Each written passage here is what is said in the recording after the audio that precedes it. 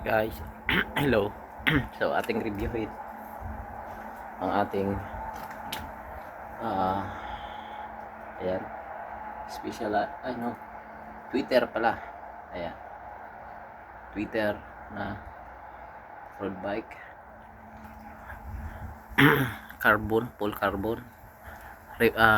Rim set, full carbon. Hydraulic brake. Retro retrospect yung mga brand ng hydraulic brake, pati wheel set, naka Ultegra group set, then pati yung handlebar is ayan, oh, carbon din, carbon Twitter,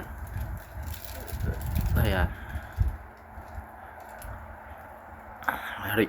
Ultegra group set, ayan, pati yung lahat yan, pati seat post carbon, kaya yung timbang nya is 7.5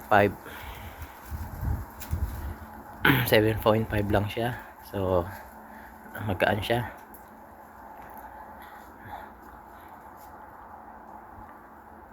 Then ang size niya is small size, small size, 53 cm.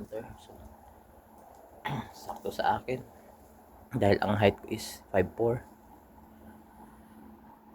So ayan lang, nabili ko sa Koreano, so pinagsawaan niya na siguro, at sa winter ngayon malamig, binenta niya ng so, upward mura.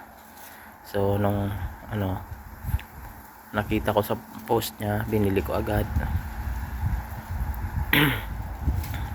Dahil pag summer mayroon tayong pang exercise. So Twitter T10 Pro ang kanyang brand, Twitter.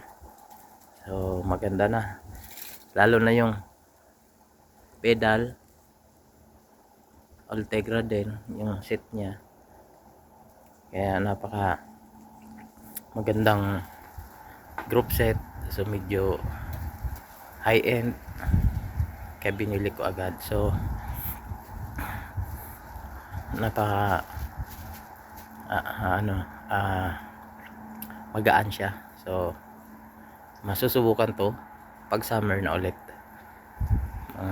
February, March or April, pwede na ulit, magsa summer na. So ayan guys, comment guys sa baba kung panalo ba sa halagang